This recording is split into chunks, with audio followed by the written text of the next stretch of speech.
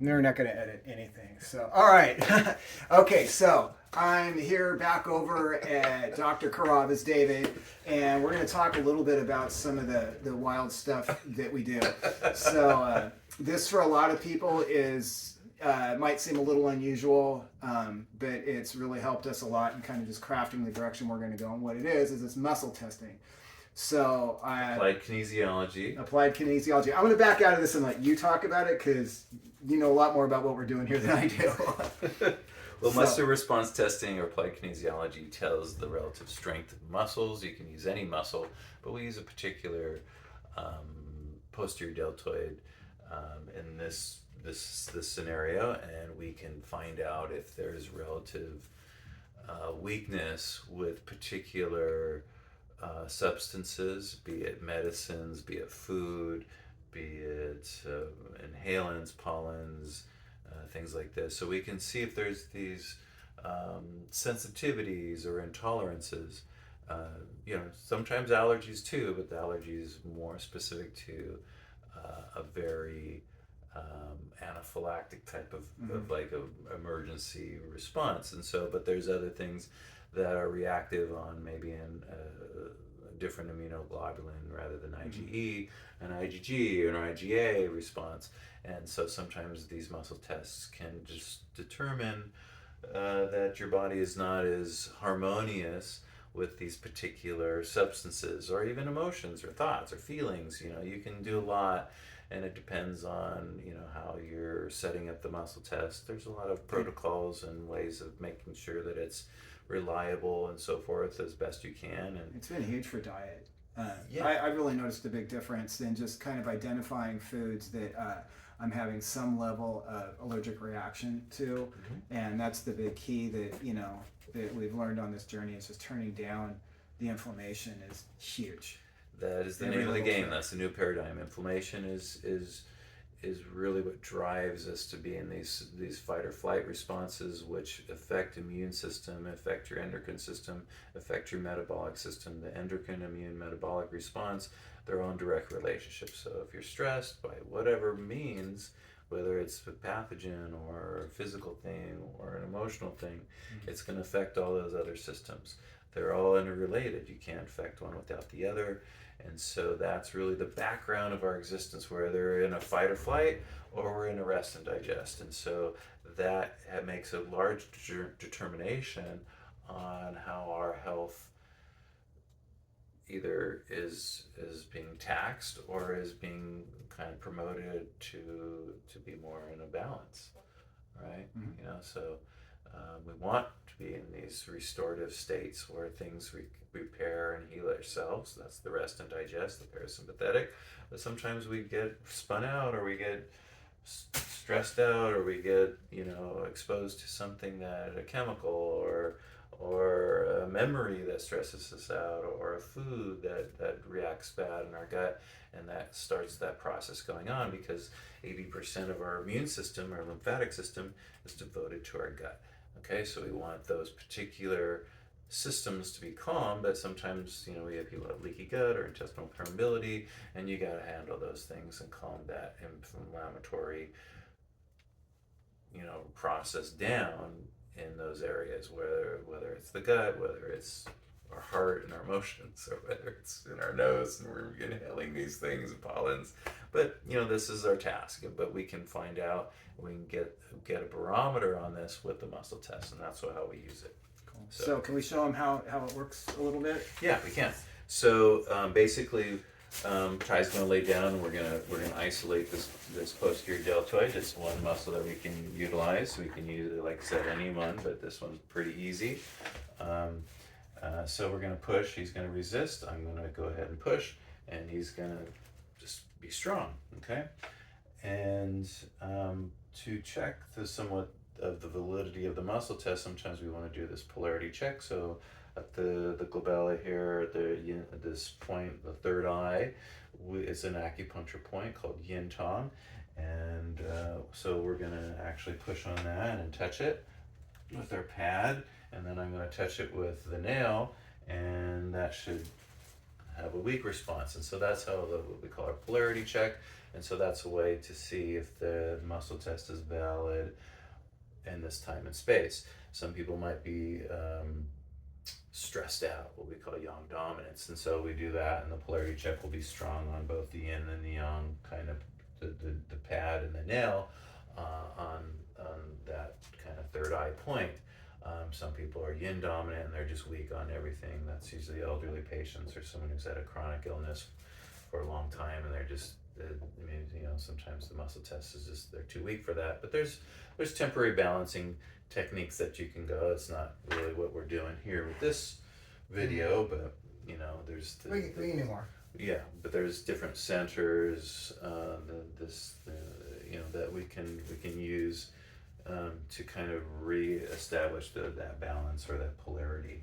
Okay, and so if we're gonna then say he's okay, he's in balance, or polarity is okay, so then we can then say, okay, here, hold this and see if that kind of goes down, and it does. And that's which one was this? That's Herceptin. This was Herceptin. Okay. Yeah, I got a Herceptin vial. So now we got definitely a response that's weak, and this is one of those meds that is challenging to the body.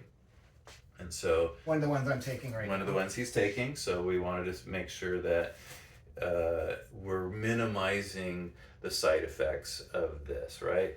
Chemo is very heavy duty on the body, and so sometimes it can be overly aggressive. So we want to minimize its particular impact, and so we can use that with the other balancing techniques that we use to strengthen and create resilience. But this is a way to kind of get a preliminary impression. I wouldn't call it a diagnosis, an impression that he's weak on this, there's an imbalance going on, and that way we can go, okay, let's seek to restore balance or harmony with this particular medicine. It's a challenging medicine, but we can minimize it. Some people might not be weak on it or not be reactive, but some Thai is. So that warrants us to do some further kind of balancing with acupressure and acupuncture to bring some well-being as he's being exposed with the protocols he's under. Okay? Cool. That good? All right. I think, yeah. Okay. Do you want to test anything else? Let's just go ahead and just do our jam, and we can. Zero jam. Okay. Yeah, so now, just my question here. So Herceptin is now that's an immunotherapy drug. So that's not still classified as chemotherapy. Chemo, but it's going in through IV. Yeah. Right. And so they're creating these. It's for antibodies, right? So you're creating this immunological response. Right. So these are sometimes called immunologics. Okay, and sometimes immunologics are sometimes used for autoimmunity and other things, or monoclonal antibodies, for other types of viruses. So these things can be challenging to the system. A lot of times people do develop actually real allergies to them, and sometimes then they have to trade or use a different one. Anyway, so this is a little bit challenging for Thai's system. So we would want to then go, okay, let's again see if we can harmonize this as best we can, so that way he can tolerate the medicine with minimal side effects, minimal negative impacts to his body. So that's what the therapy is doing. You're trying to balance and your absorption capabilities and again mitigate your side effects. Cool. Okay. This is another 5FU. Let's do better. That's one we've been working on. So that's some of the esophageal cancer. Oh, that's the adenocarcinoma. Yeah. Okay. So that one's we've been working on that. So that's holding right now. Okay. So we'll just work on the Herceptin. Okay. You're doing the 5-fluorosil too? Yeah, we're doing the 5FU too. Okay. So that's the. Let me see where's the other. That's the Levaquin and the 5-fluorosil. So let me get just the 5-fluorosil. Okay. So these different vials. You gotta. There it is. Floor still there. Okay, so let's check that one. Okay. Okay. And push back. No, he's strong on it. So when we've treated this, we've been trying to get his body to That adapt. was normally so not the that, case. That was normally not the case, but we've done some interventions to kind of harmonize that. But Wow. that is the Herceptin again. Okay. So that's still showing weak, so we can now work on that one, because I did not have that before. So another question, should we test that with both of these together? We can. That's a good. Because sometimes the drugs will interact with each other. Yes, they can interact with each other. So let's go ahead and see how that is. Okay. Now together, there is some strength, but that's okay. Okay. It means it's not a combo effect. Yeah. But one is weak, and so we'll treat the one that's weak. Okay. Okay. Because it's strong, it might be that you're together. The one that's strong is maybe about 50% more strong. Okay. So then your muscle test, it's very kind of black and white. It's not. Well, it didn't get weaker. What's that? It did not get weaker. Did not get weaker, so that's a good thing. So it didn't. So the two together did not potentiate a weaker response. It's by itself. There is a kind of weakness. That's crazy. And he's trying. Oh yeah, I'm trying to mess with the system every time. So this is part of the muscle response testing that's used pretty widely in the alternative medicine circles.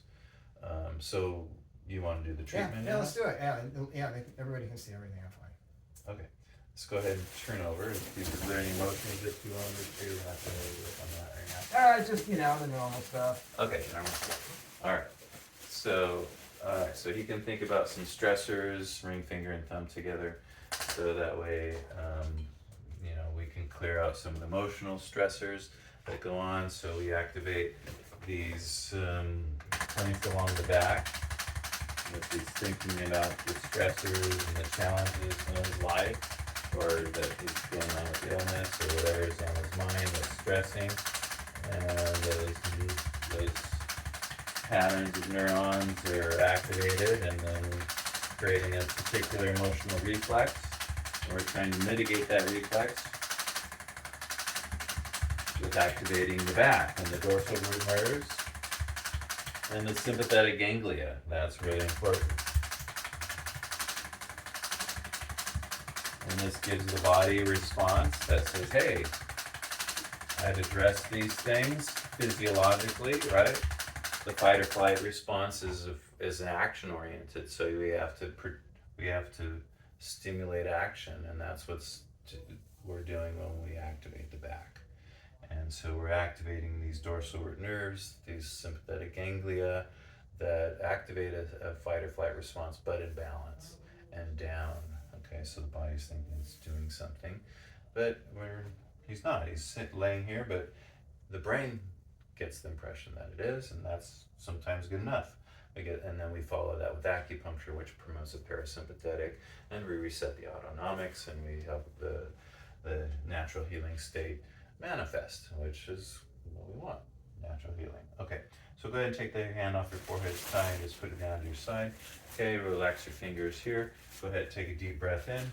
So we're going to do this again for the breathing exercises, holding the breath.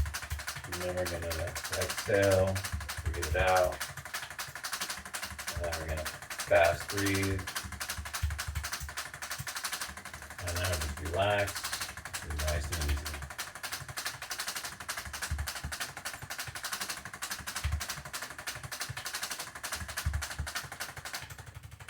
Good. All right. Let's turn back over. Okay. And that's just an activator. You can, sometimes you use hand activators. You can use your fingers if you want, but that just, keeps me from sweating. I still got my vial here. Still got the vial, so now hold on to that. Okay, check different mudras. Okay, so that's strong now, and think about the stress and the things you're thinking about. Great, we didn't really test that prior, but her septum now is holding strong. Okay, and we can check these different levels. We can check the area of where this is being activated with where the disharmony and the growth is, and that's holding, so that's good. So now we'll do the acupuncture. Okay. Hold on to that. Goes along for the ride. Okay, go back, pick your knees up and back down. Sleeves up to the elbows. So we'll go ahead and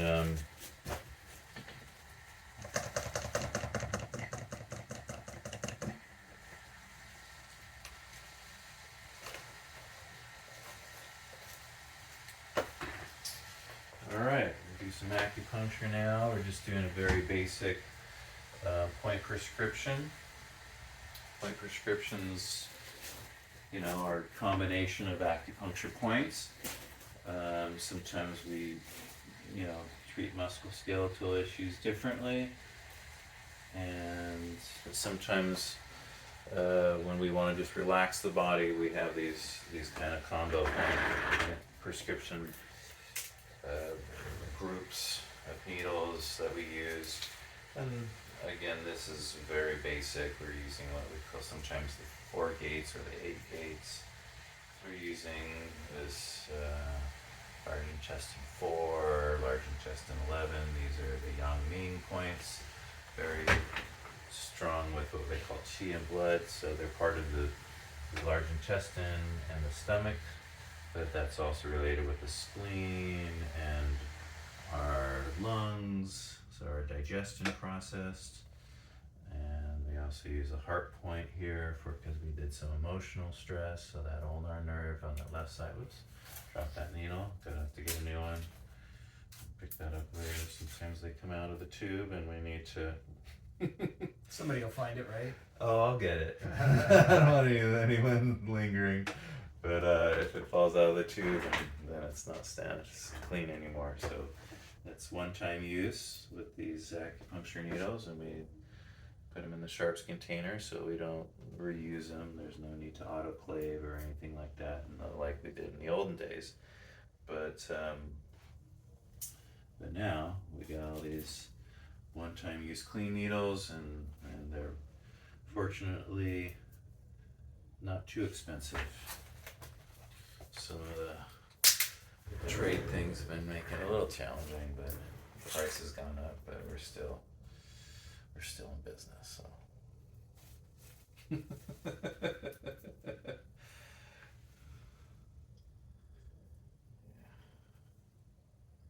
Needles come from either from China, from Taiwan, or Japan. Those are the 3 main sources of acupuncture needles in the world. And so we have to, there's some that are domestically, and some made in Germany and stuff too, but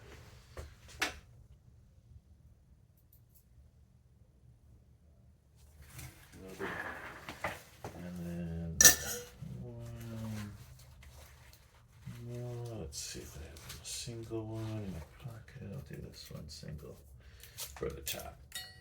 Okay.